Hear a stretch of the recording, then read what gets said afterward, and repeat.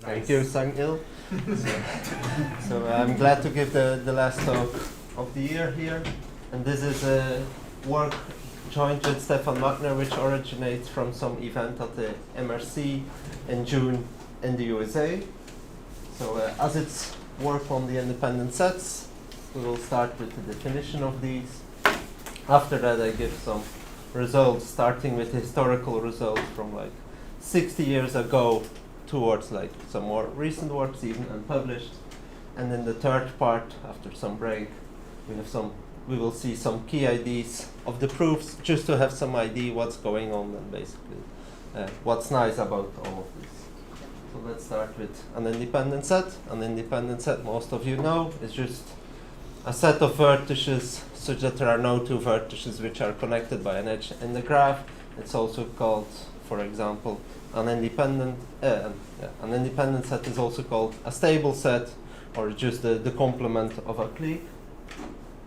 As an example, here in red, there are some vertices. These form an independent set. If you look to the black vertices, these do not form an independent set, since there are two black vertices connected by an edge. We will also see multiple versions of independent sets, so there are many independent sets, but some might be more interesting to you than others. So for example, a maximum independent set is just an independent set of maximum cardinality, so it has the largest cardinality, while a maximal independent set is an independent set which cannot be extended by adding a vertex which is not yet in the independent set. So this is a dominating and independent set. So that's an equivalent definition. As an example, and to be sure everyone understands what's happening, I would like to ask about the size of a maximum independent set in a P6, as well as the possible sizes of a maximal independent set. So just a very easy. You were already doing this. So, yeah, 3 is the maximum one, and maximal can be 2. Yes. Yeah, 3 or 2. So actually, in this case, it's really easy just to list all of them. So there are 5 maximal independent sets. 4 of them are maximum, so they have exactly 3 vertices, and there is a unique one which has 2 vertices. And in general, the upper bound is like n over 2 with the ceiling, and n over 3 is a lower bound for powers. So not only we will be interested in these quantities, but also in the number of such independent sets. More general, the number of independent sets in total, which is I of G, the number of independent sets with exactly k vertices, noted by ik, and then with the subscript max or max, big M, small m, depending on maximal or maximum. So once again, some examples. So for example, if we have a star, which is a complete bipartite graph, which is in general unbalanced, so n has to be larger than 2, just a small remark. There is only one maximum independent set, which is the set of all leaves. So that's an independent set with n minus 1 vertices, and there are 2 maximal ones, since there is also the center, here denoted by red, which is a maximal one, since every other vertex is dominated by this one. Okay. And then it's also not hard to see that any independent set is a subset of one of these 2 maximal ones. So there are 2 to the n minus 1 subsets of the set with n minus 1 leaves, and then there is also the center. So note that also the empty set, and so there are no 2 vertices which are connected with each other in the empty set, so that's also an example. And if we consider the number of independent sets with exactly k vertices, where k has to be larger than 1, then it cannot be included in the center, so it's just a subset of the leaves. So in that case, we have n minus 1 choose k. So I hope so far as everything is easy, since now comes a harder question for all of you. So they are listed from easy to hard. So maybe some of you have an idea, maybe people can reach till a different stage. So what is the number of independent sets of size 2 in a path on n vertices?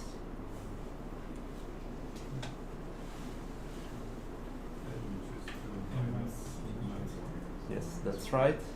1 point for Jimbo. Then we also have so if we manage level 1, we can go to level 2. So what's the number of maximum independent sets in Pn? Maybe it's easy to think about n even or n odd. If it's odd and Yes. 2 if it's even. Okay, that's half of the points. Even should be like, what, n over 2 plus 1? Yes, okay. You managed to have level 2. Well done. I like that. Okay. Then maybe the number of independent sets in Pn. This might be harder if you don't know. So anyone who knew? It's a famous sequence, but let's see. So first we check the answer of Jumbo. So indeed it's n choose 2 minus n minus 1. So you just choose 2 vertices in your path, or this formula also works for any tree. So you have n choose 2 options for your pair of vertices, but you have to subtract if they are not independent. So they are the n vertices of an edge, and the tree has exactly n minus 1 edges, and this difference can be simplified to n minus 1 choose 2. So that was an easy case. Then for the path, it was observed that for n odd it's exactly 1, since then you just have to pick one vertex starting from the left. The neighbor cannot be taken. The next one has to be, so it's somewhat like only with the greedy algorithm you can find it. While for n even, if you start with the greedy algorithm, so we start including the first vertex in the independent set, the next one cannot, and so on. We have some gap. We can remove one at a time. Okay, and we see that a maximal independent set, which is a maximum, a size n over 2. All of them are at the left. We can replace all of them. N over 2 moves. We have the initial configuration. So n over 2 plus 1. Then the number of independent sets is given by the Fibonacci sequence. So this was a harder one. But the proof is pretty simple in the sense that we have to check for P1 there are 2 options. So either the vertex is included or it's not. So we have the empty set. Then for P2 there are 3 options. So one vertex, the other vertex, or the empty set. And in general, the number of independent sets in Pn can be constructed by looking to the ones which contain the first vertex. So if the first vertex is included in the independent set, its neighbor cannot be. And then we just need to extend by choosing an independent set of the Pn minus 2. If the first vertex is not included, we just any independent set of Pn will be an independent set of this Pn minus 1. Okay, so hence we find this formula, which is just the recurrence we want for obtaining the Fibonacci sequence, and then you just have to be careful how you define the Fibonacci sequence and having like the initial numbers. And for the number of maximal independent sets, we find something similar. So we have to check in this case the first 3 cases, so that's a pretty easy analysis. And then we observe that either we have the first vertex which is included in the independent set or it's not. But since we are now considering maximal independent sets, the neighbor has to be included. Okay. And this one cannot, this one cannot, this one has to be dominating again, so we take a maximal independent set in the Pn minus 2 and here in the Pn minus 3. So hence the recurrence, which is slightly different from the recurrence relation from the Fibonacci sequence. And in this case we have exactly the Padovant sequence, which is similar. It also grows exponentially, but instead of with the golden ratio, it's a slightly smaller number, which is the solution of a third-degree equation. And as a last example, I just want to show the spider, not to scare anyone, since it's actually an easy example. So in this case, we see these blue edges, which are somewhat special. So they are the edges connecting a leaf with its neighbor, and we only have one remaining vertex. So for the people who like subdivisions, or this is a one subdivision of a star. So for every edge, blue edge here, one of the two vertices has to be in the maximal independent set. So we have two options for every edge. There are n minus 1 over 2 such edges. But once we have chosen if every vertex, which is every vertex different from the center, is included in the maximal independent set or not, also the center is uniquely determined. If it is already dominated, it's not in the maximal independent set. If it's not, we have to include it, so we have exactly 2 to the n minus 1 over 2. So the two options for everything. And so this is again exponential, and then I just want to remark that we will see also the even variant where there is one additional edge connected to the center. In that case we get a plus 1.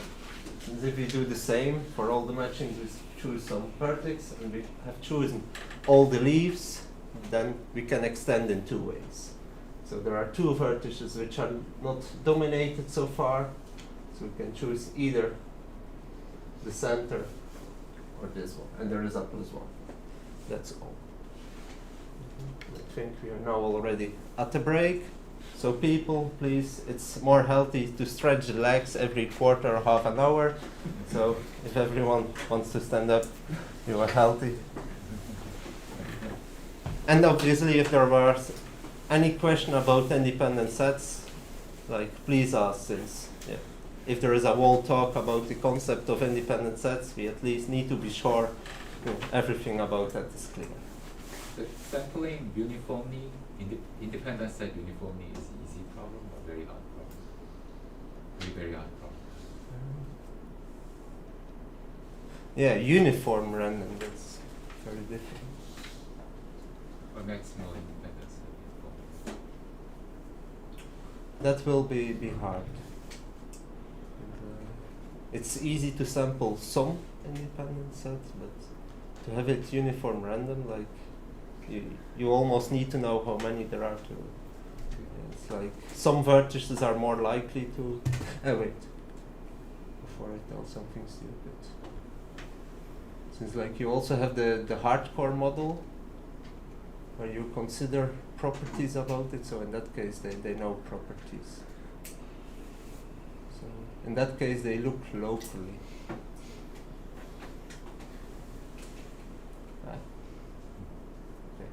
Maybe it's more safe to say I skip this question for now, and I should check. Okay, I hope everyone has stretched the legs and is ready for the next part where we start with the history which started more than 60 years ago. So independent sets are a very natural concept in graph theory. So as such, people also ask extremal questions such as what is the maximum number of independent sets in a certain class of graphs, or more specifically in this case we will first focus on maximal independent sets. And so anyone who has an idea for this question? So if you just can choose any graph, what would be the number of maximal independent sets at most? We have seen exponential examples. The star.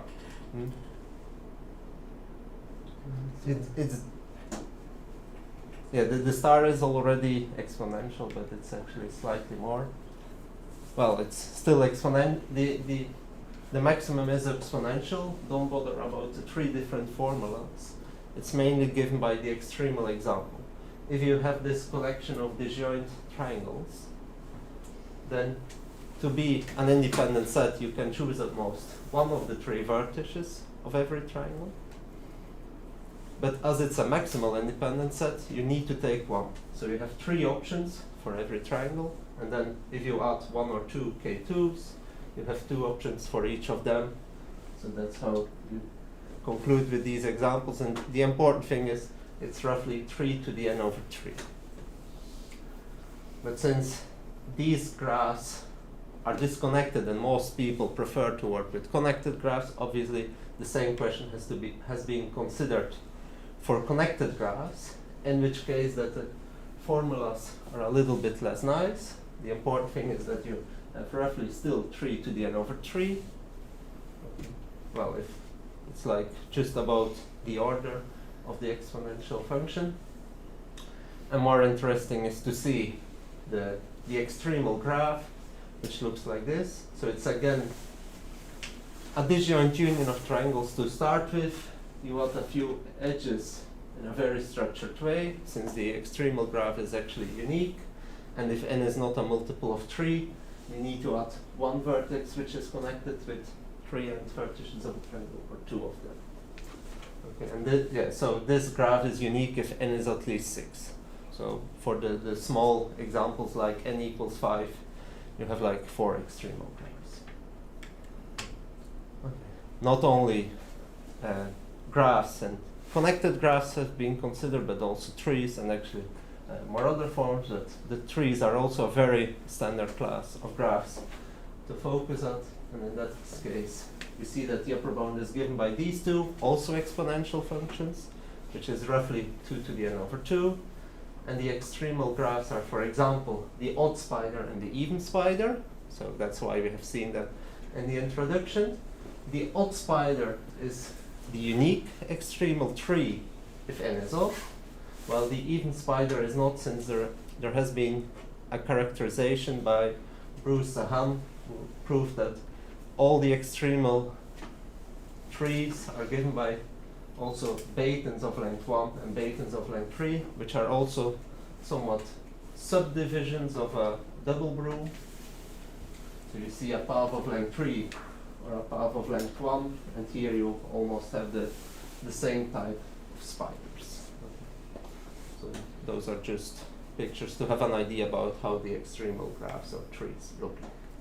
So as a conclusion of the history of the, let's say, the 1900s, we have seen that for basically common graph classes, the maximum number of maximal independent sets is exponential, where for general graphs it behaves like 3 to the n over 3, and for example for trees like 2 to the n over 2. So we have exponential functions with different base constants. And the importance is really in the triangle, since, as we have seen, general graphs, it was the union of triangles. If you have other forms and you do not forbid triangles, you just need these connections, as was the case with connected graphs, and you will lose some constant but will have the same exponential behavior. But once you have triangle 3 or bipartite or trees, you lose, and you have this. And if you are cheating and you ask all cliques of order n, obviously it's completely different.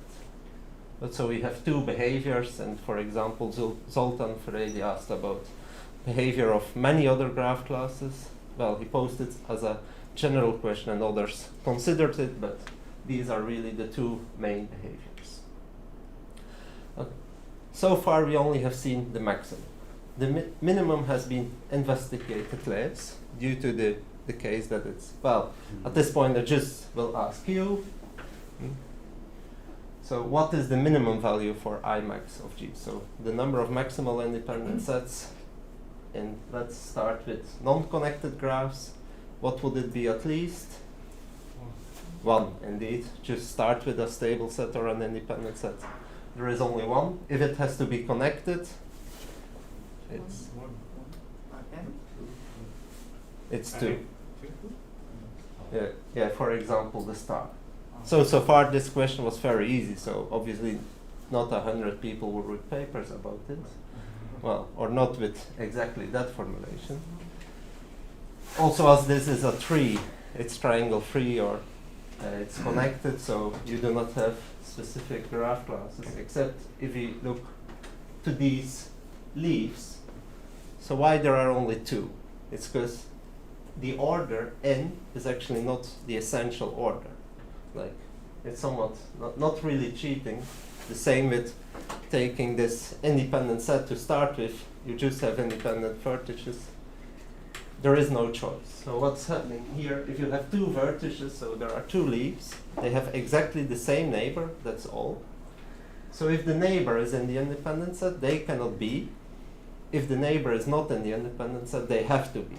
And that's the same for both. So in general, 2 vertices which have exactly the same neighbors are in the independent set if and only if the other one is.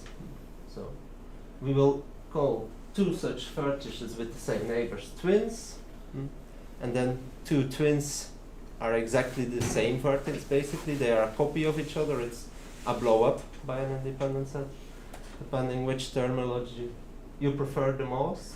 So they do not behave different. So if we call them twins, then the interesting graphs will be twin-free graphs. So twin-free graphs are graphs without two such vertices which have exactly the same neighborhood. So in that case, it's hard. And just as a few examples before telling the results. So for example, the star or a complete bipartite graph are just a blow-up of a K2. So essentially, there are only two vertices, in the sense that if you delete a twin one by one, at the end you only have K2. So we cannot say the order is n or 2n, actually it's 2. Well, for example, the path or the clique are twin-free, and then we have the Padovan sequence, or just the linear function, so we have a different behavior. So it seems the question might be more interesting, and indeed it is. So together with Stefan, we proved that if you look to the minimum of this number of maximal independent sets, it's logarithmic if you look to the general graphs, either connected or disconnected, linear for bipartite graphs, and exponential for trees. So we see three very different behaviors, which is nice, I hope. So then just for the result, so it's logarithmic. If you have a twin-free graph on n vertices, the number of maximal independent sets is at least the logarithmic with base 2 of n, and it's even sharp.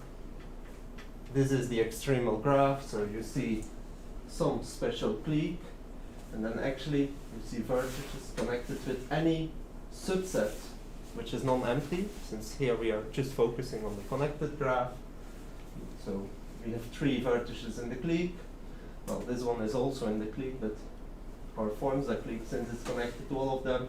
We have three vertices connected to 1, three vertices connected to 2, so 2 to the 3 minus 1. So this is a construction which can be generalized, starting from a clique with k vertices and adding 2 to the k minus 1 vertices. And so knowing the extremal graph, you have a slightly sharper version of the previous theorem. So for bipartite graphs, it was linear. To be more precise, it's n over 2 plus 1, with the ceiling since n might be odd. And this inequality is hard. For example, start with a complete bipartite graph and remove an almost perfect matching.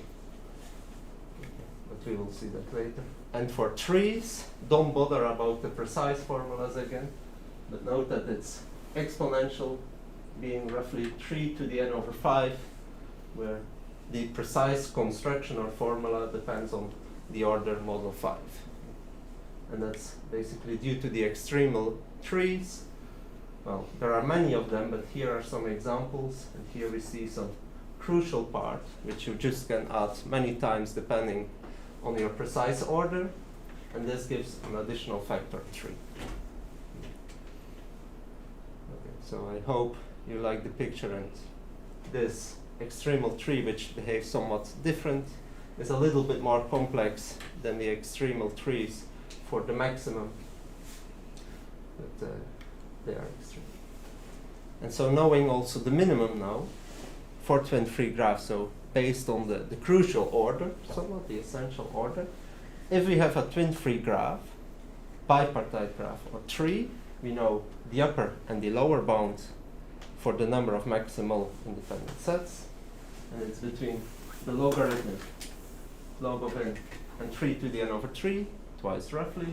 And see the theta notation, so it just says linear and exponential, exponential, exponential, but with different bits. So we see a pretty wide range about what is possible, and 3 times different than for other graph classes. You might have different behavior, even while for bipartite graphs and triangle-free graphs, for example, we expect exactly the same behavior. Okay, then there is a short break in this history part. There is a little bit more, but just if there are some questions about the first part, please ask.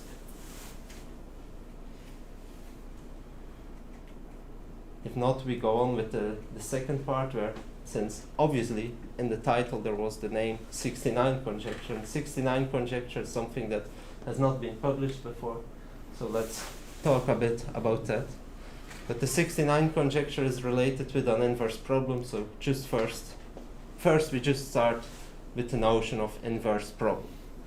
So there are many settings in which you want to know, you want to find some graph which satisfies some conditions, and so in some cases you even do not know if that's possible. So the general setup is like this. So you have some parameter P, for example, the number of independent sets.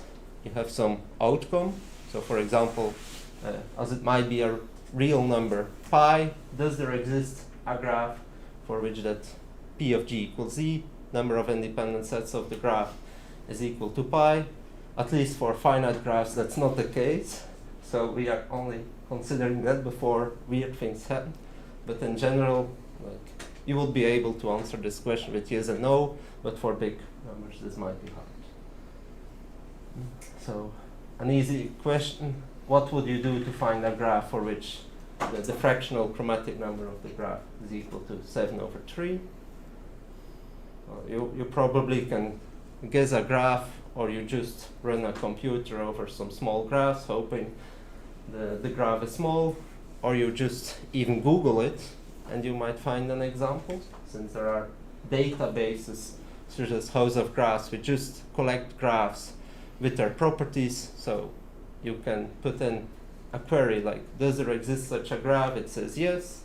So for example, C7, you are happy like, oh, inverse problems are not hard. But obviously this is a very small example. But in general it might be much harder.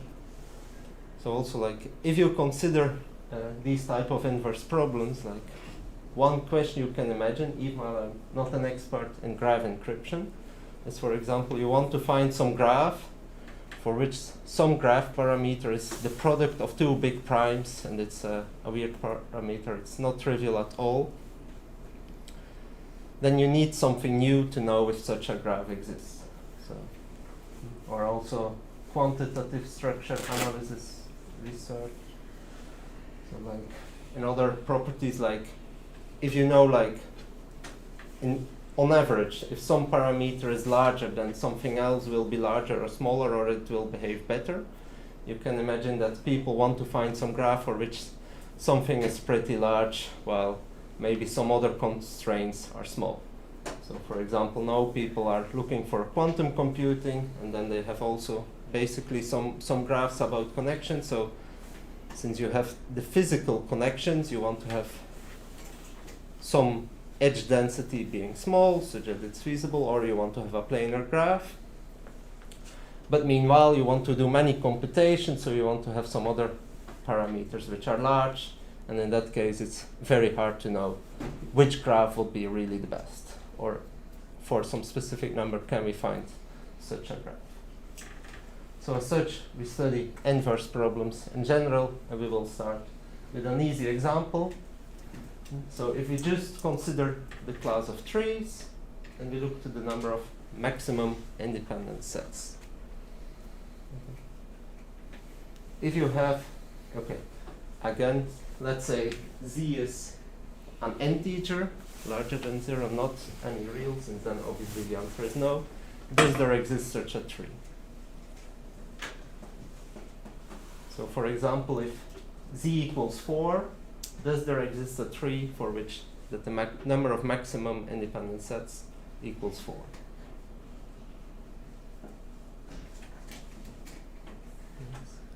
Maybe you remember from the introduction.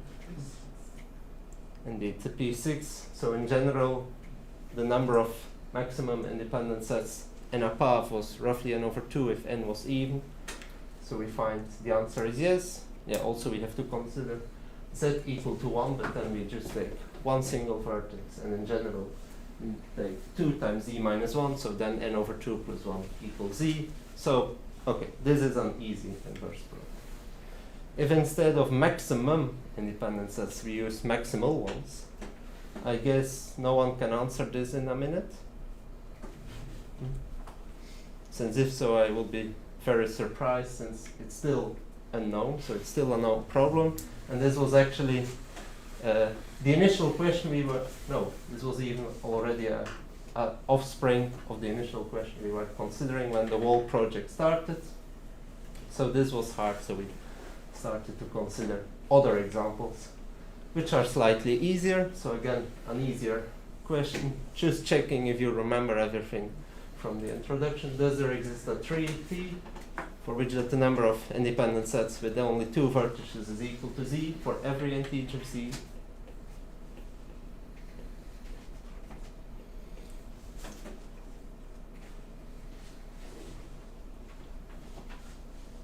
Let's say z equals 6. Can you find such a tree? P pi. Hmm? P pi. Yes. And if z equals 7? No. No. Yeah. Since due to the formula you have given before. So if you remember, for the path, the number of independent sets of size 2 was equal to n minus 1 choose 2. That's also the case for any tree. So if z is not such a triangular number, then we do not have a solution. So again, an inverse problem. So with that we have some intuition. And related to these types of questions, we were considering multiple forms. And we concluded with this 69 conjecture, which was basically the nicest form we could find. So instead of looking to the number of independent sets of precisely 2 vertices, we do this for exactly 5 vertices. And then our conjecture is that the inverse problem has a positive answer for every positive integer different from 69. Okay, so there does not exist any tree for which that the number of independent sets of size 5 is exactly equal to 69. But for every other positive integer, there does exist a tree for which this is true. Which is pretty surprising, pretty nice. And so far, unproven.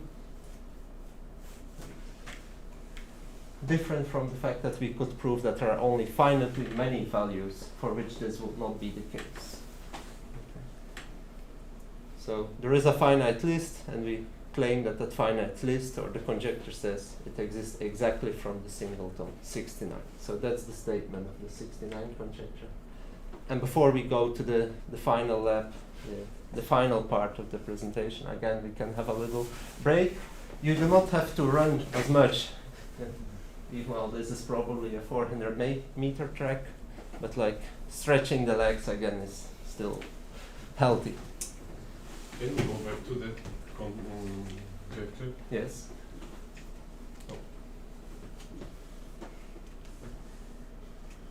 Why have you stated the conjecture in this way? Like, why don't you claim that there is no tree such that I5 T is 69? Since that's already verified. That's that. Yes. So like that's in the part of the proofs. We basically have a lower bound for the number of maximal independent sets in a tree with a given order n. So then for 69 you just need to check all trees up to order 11 or 12. It's on the picture. So that can be done brute force, and you just conclude like, oh, 69 does not appear. But the reverse is really the surprising thing, is that for every number, say 2 to the 2023 minus 1, in that case we know there does exist a tree for which that's true. And this is just as 2 to the 2023 is very large. But also for... You have a concrete bound of for every z at least z naught, there exists a tree with exactly z independent sets of size 5. Yes, we have a proof for that, and initially the idea was like, okay, we do the best we can, and then we just brute force check everything, but it's roughly on the order 100 to the 100, So it was not a very useful bound. But we could compute something concrete, but it's just as big. It does not matter to compute it that precisely. So what happens if I change the 5 to something other than 2? Yeah, so that also will be seen during the proof. So actually I will give some main intuition in the section of proofs. But before going on with the 69 conjecture, I will return with the maybe more boring part about maximal independent sets, depending on what you prefer. But I won't make it too hard. So I will give you 2 proofs about the general graph class and the easy bound log2 over n and the bipartite case. For the general case, we need to have one observation, that is that 2 vertices u and v belong to the same maximal independent sets, exactly the same set of maximal independent sets, if and only if they are twins. So if they are twins, we already have seen the intuition, so it's called trivial. If they are twins, they are in the same maximal independent sets. If they are not, okay, so we have 2 vertices which are not twins, so one of them has a neighbor. So here, u has a neighbor x, which is not a neighbor of v. So since x is not a neighbor of v, x and v itself is an independent set. An independent set can always be extended to some maximal independent set, not necessarily uniquely, but just greedily. And that set won't contain u, since that's a neighbor of x. And then already for these 2 twins, we found an independent set where not both of them, well, exactly one of them. So that's the proof of that lemma, and with this kind of observation, we already can conclude if we have a connected twin-free graph G with n vertices, then I max of G is strictly larger than log2 of n. And if you do disconnected, actually just at least log2 of n. For that, just consider all the maximal independent sets. So we assume there are k of them. We call these independent sets I1 up to ik. And for every vertex, we consider the following bit string. And so we look to indicator function. So we ask for every vertex, do you belong to the first maximal independent set? Do you belong to the second up to number k? So you see some numbers 0, 1. Okay, you see k of these digits. So there are 2 to the k such possible answers. By the previous observation, each bit string is different. So we have at most 2 to the k. And since we are looking to a connected graph, we also know that none of them is non-zero. But actually that's just since a maximal independent set just contains one of them. So yeah, also for disconnected twin-free graphs, it's actually straight.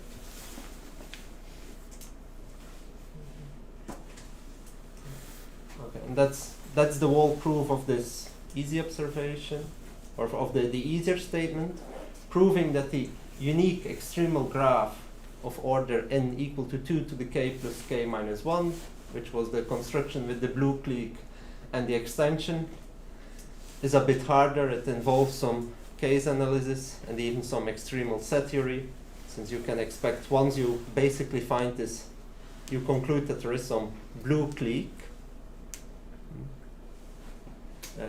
And then you have the possible other vertices for which you can prove that each of these has at least one neighbor in the blue clique, and these are independent. Once you remove the blue clique, then it's just something about extremal set theory and considering the neighborhoods within the clique. Okay, but as that was more technical, I left it. The other easier result, so I left the proof for trees, but we can also consider bipartite graphs. So in that case, we have this linear bound, n over 2 plus 1. And the proof can be done slightly more general, in the sense that if you have a twin-free bipartite graph, where the bipartition classes have size, or are a and b, and let's say b is the larger one, then the lower bound is the size of b plus 1. And the proof for this is also relatively short. If I claimed it's on 4 lines here, it's 5, sorry. So what the main idea is that for every vertex in the partition class B, we will associate a unique maximal independent set. So then we have at least B of them, and none of them being equal to the partition class A, which on its own is also maximal independent set, since we assume that the bipartite graph is connected. So each of these vertices has some neighbors in B since it's a connected graph. Okay. So then we need to construct a maximal independent set for every vertex V. So what do? We consider its neighborhood. Okay, so for example, in this construction, we have V0. Its neighbors, well, it's just the whole class of A, which we delete from A, so nothing has been done. And we also take all vertices for which that the neighborhood is a subset of the neighborhood of V. So note that V itself belongs to this one, but actually, so for example, if this one is all of A, every vertex belongs to this. So in this case, the associated extremal independent set for V0 is B.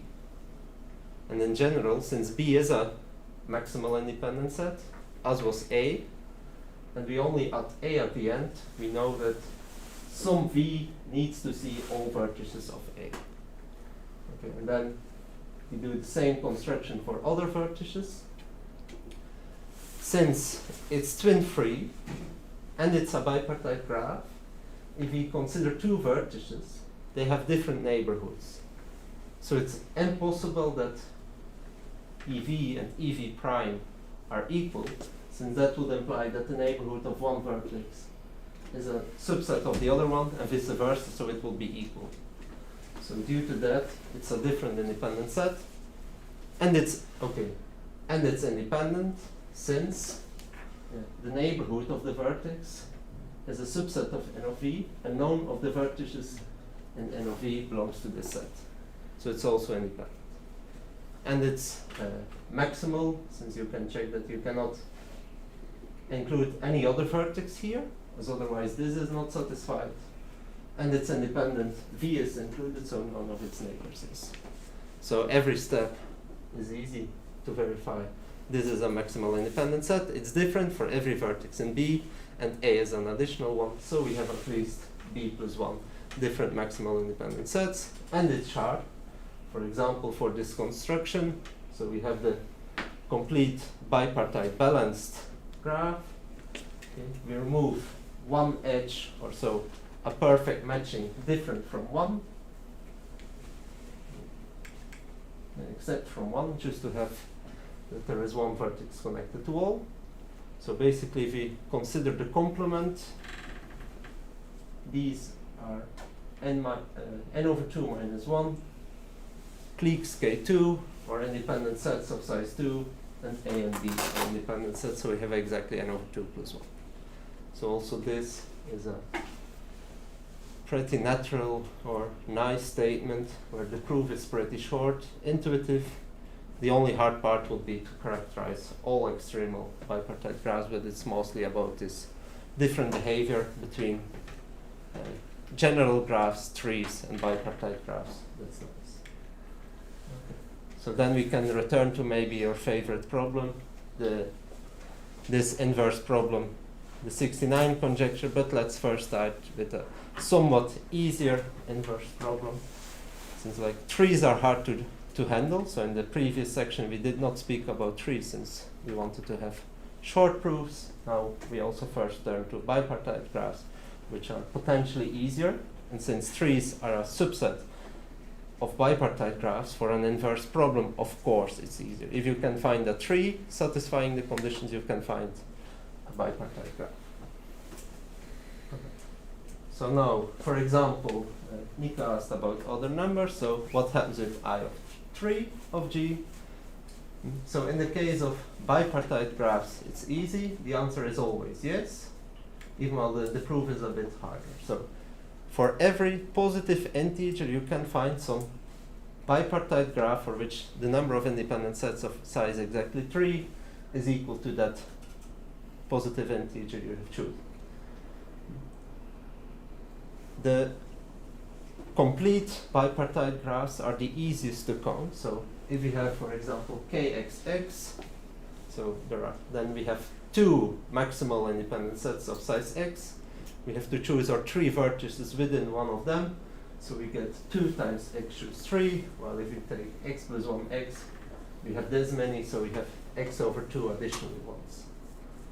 So for these two numbers, if z will be of the form x plus 1 choose 3 plus x over 3, we would already be done. If that's not the case, we have two cases. So either, okay, this should be x plus 1, okay. Still some typo, sorry. So either z is larger than 2 times x choose 3 and smaller than the second value. So we need to find a solution for that. Or it's larger than this one, but smaller than this formula, but applied with x equal to x plus 1. So basically we consider complete bipartite balanced graphs. Once we increase these, the number of maximal independent sets increase, and at some step you'll have the jump. And then we have some difference, and at the end we will finish with a construction based on some beautiful number theory, which is Poe's Eureka theorem. So also for ORS, this is the Eureka moment. We found the strategy to find the remaining step in our proof. So this theorem in number theory says that every number can be written as the sum, every positive integer, of course, can be written as the sum of 3 triangular numbers. So triangular numbers are just binomial numbers of the form a choose 2. And this is a corollary of the 4 squares theorem, actually, where with a more precise statement that if the number is not of some specific form, it can even be written as the sum of only 3 squares. Okay, so knowing that every number can be written as the sum of 3 triangular numbers, we can finish the two cases. The two cases are completely similar. So assume z is strictly between this one and this one. So then we can look to the difference z minus 2 times x choose 3, which by the easy computation is strictly smaller than x choose 2. So by Hoe's Eureka theorem, that can be written as the sum of 3 binomials, where we can assume without loss of generality a is at least b is, and so on, and a is strictly smaller than x, which is also important. Since we know that kxx was somewhat close to having the right number of maximal independent sets of size 3, we need to add some more. So we will delete some edges to give the option to have more independent sets of size 3. So we start with deleting a star, basically. So we delete a edges ending in the same vertex. So now we already counted with kxx the number of independent sets with 3 vertices at the lower part or at the upper part.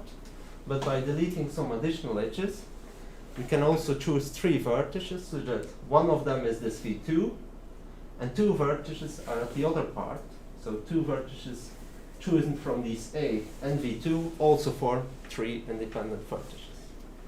Okay, so we have added a choose 2 by doing that. We can do the same with another vertex v1. Instead of deleting b edges, we delete b minus 1. Okay, since now we can either choose v1 and 2 neighbors among these b minus 1, or we can choose v1, v2, and 1 of these b minus 1. Or equivalently, there is an independent set of size 3, where all of these can be formed, where you have v1, and you choose 2 of them amongst these b minus 1 plus 1 additional vertex. So again, we have b over 2 additional ones. And since Hoe's Eureka theorem gave 3 of these, and a is strictly smaller than x, we know that there's some vertex at the upper part, let's say b, for which all its edges were still present. There is some remaining value c, so we again remove such a star, and then we are done by simple counting and applying Gauss Eureka theorem, and observing that C is strictly smaller than x minus 2, which is just some small cases. Since you can expect that 3 times x minus 1 choose 2 is larger than x over 2 for x large, and then just be careful with the small numbers. And then we are done. And we have solved another beautiful inverse problem. Now, there was this question of Nika about what happens with all these different forms. So for that, we really need some intuition. And one of them is also basically due to some observation, which is about the number of independent sets of size k in a tree. This will be bounded from below and above by the number of such independent sets in a star and a path. So it's not very surprising, a star is extremal. And for the path, as this is also the extremal tree, or even connected graph, for the general number of independent sets, this is pretty well known. And the proof is also just by induction, okay, where you have to do double induction over n and k. So for example, in the case of the star, again, you do similar as before. Either you pick your favorite leaf, either it's in the independent set, so you need to choose k minus 1 among the other vertices which are not a neighbor of this leaf, but the remaining is just an independent set, so that's the maximum you can do. Or it's the end of a path, the neighbor is forbidden, and you have this Pn minus 2, which gives the minimum by induction. Okay, and then there are some little subtleties about deleting a neighbor and ending with some disconnected graph, but for the minimum you just can add some edge. So everything works out, we have these upper bounds. And these give the crucial observation, since for example, for k equals, maybe let's first focus on the formula.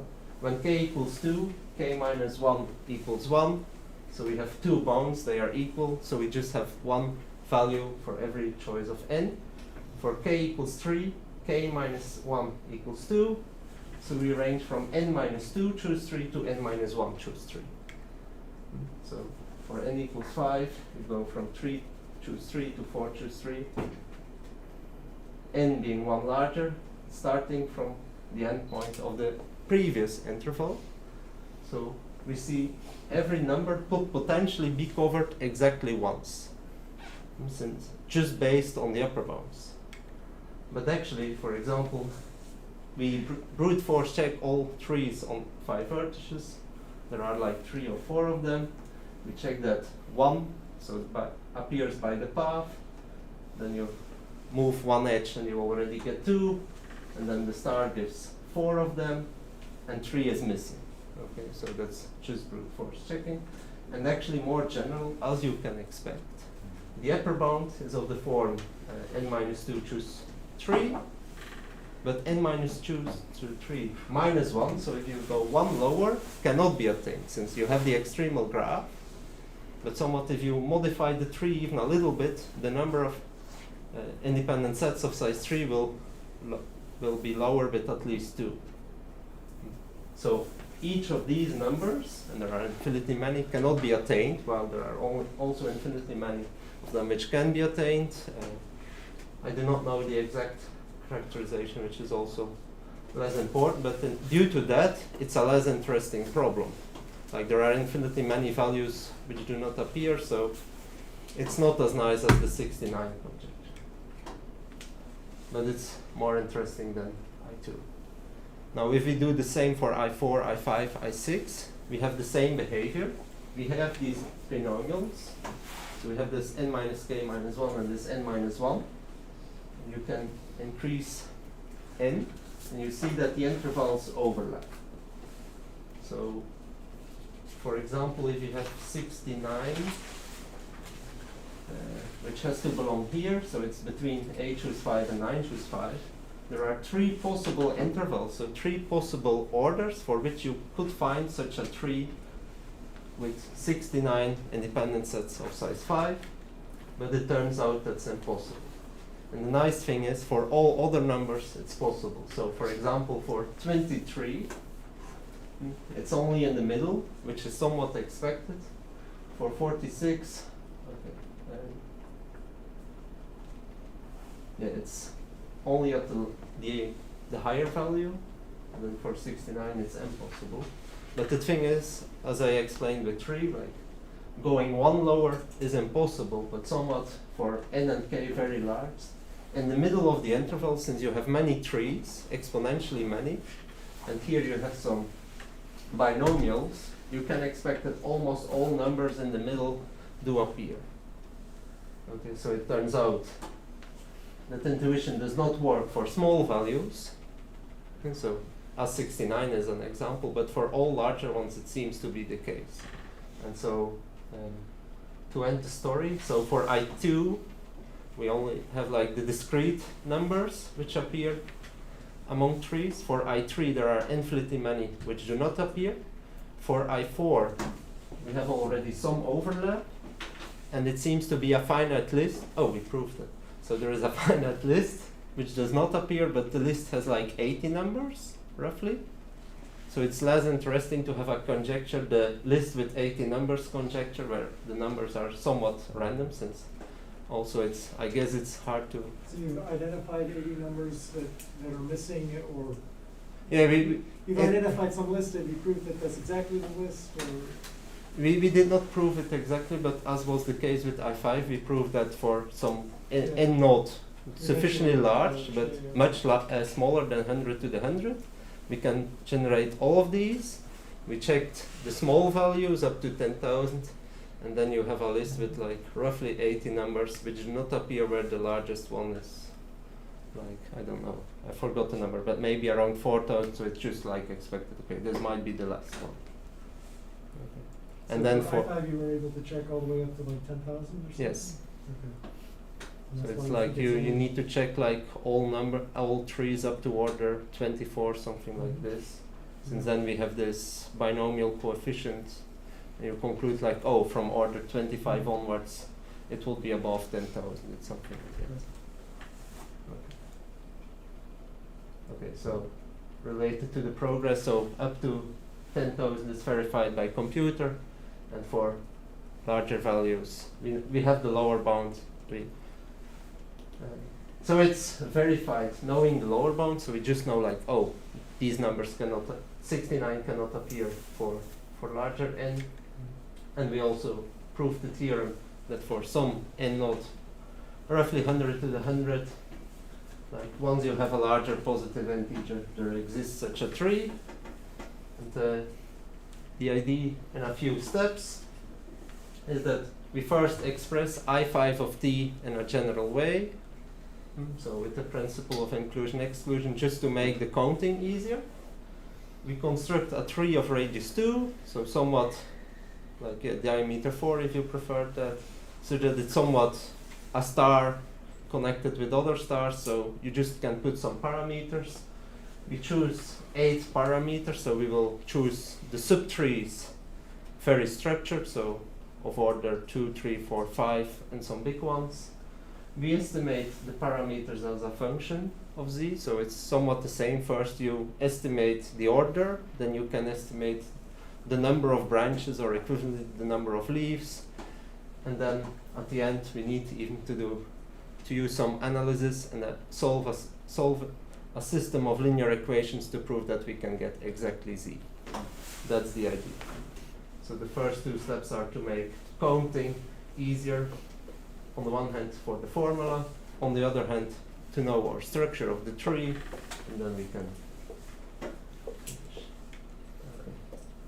So it's roughly 5:30. Did you do I6, I7, etc.? No, since the formulas get more annoying, so even while it should be easier somewhat, the I formulas. expect that the answer is going to be easier. Yes, yeah, it should be.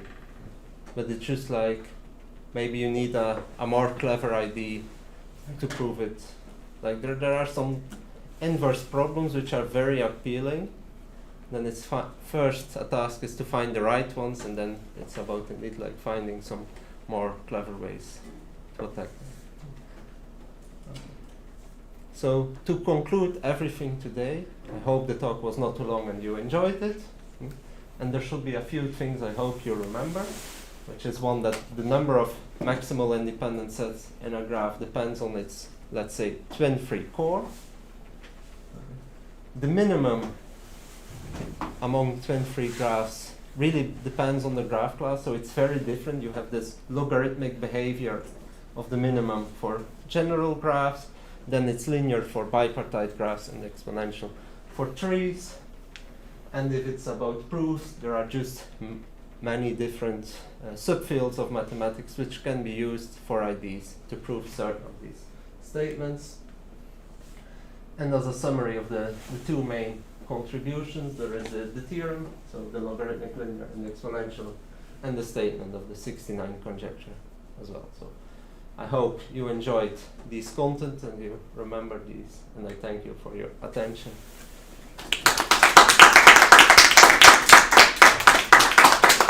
Thank you. Any more questions?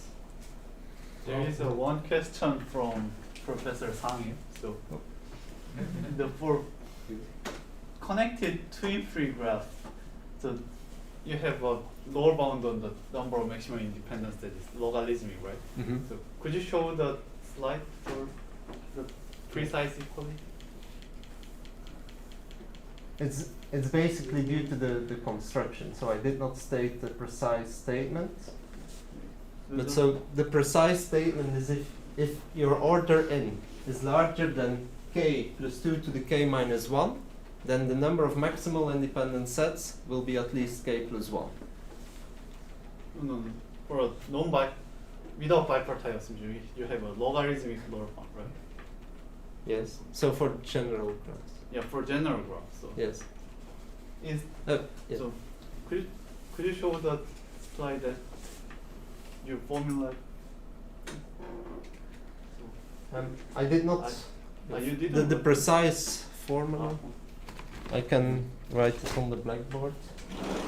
So the precise formula is if n is larger than 2 to the k plus k minus 1, and you have a connected twin-free graph, then the number of maximal independent sets in that graph is at least k plus 1. And so for n equals to this form, that construction. Does this bound come from the argument that you showed if you do it very carefully, or do you have to do some extra work to get the precise? Precise number? Yeah, this one we have to do a little bit more work to prove that that construction is sharp. I'm just careful about the k or k plus 1, to be precise, since there is like the number of vertices in your maximal clique is k, but this one is also belonging to the clique. So if you consider the construction, so you have this g of k, where k is the number of vertices in the blue clique, then actually Imax of g of this one is k plus 1. So I have to do a plus 2 to be more careful. So what's happening? If we want to find a maximal independent set in this construction, we know that there can be at most one among the blue ones. Once we fix that one, we know all neighbors do not belong to that maximal independent set, and all non-neighbors are independent, so we can include all of them. But we could also include none of the blue ones and just have all the black ones. So this was the k plus 1. So with a precise statement, not only you have to be careful in the proof, but also with the statement, of course. So the Imax of g is strictly larger than log 2 of n, right? Yes. Always. Yes. Okay.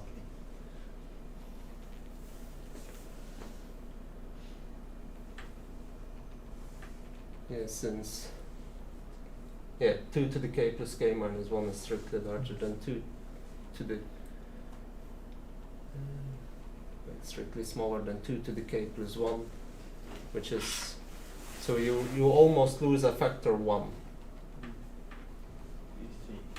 Since this is roughly 2 to the k for k large, well, we would have 2 to the k plus 1. I have Yes. a nice question. So suppose I'm interested in a nice graph class for which this I max is quadratic. Do you have some examples of such a thing? I think if you put somewhat weird constraints, yes. I think if you do,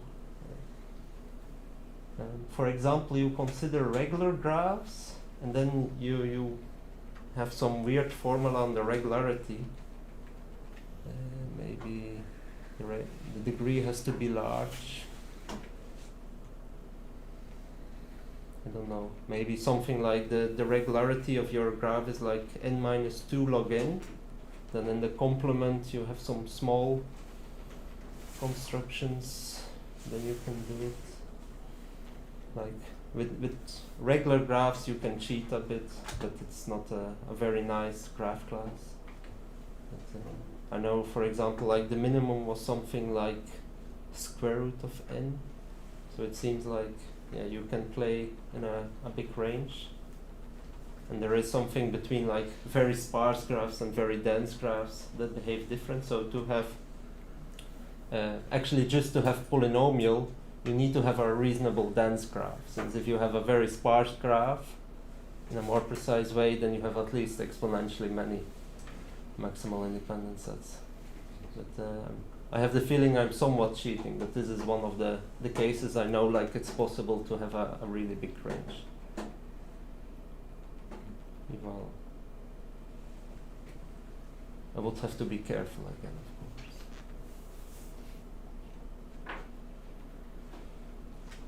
Any other questions? What about for line graphs?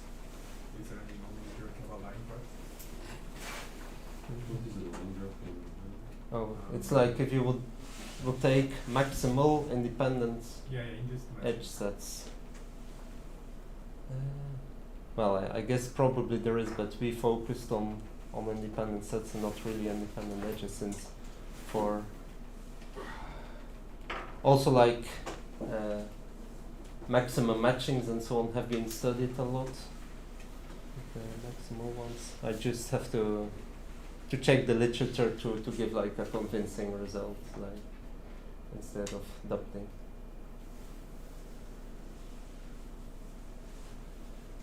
Okay. If no other questions, I think we Alright, can let's thank conclude. the speaker again.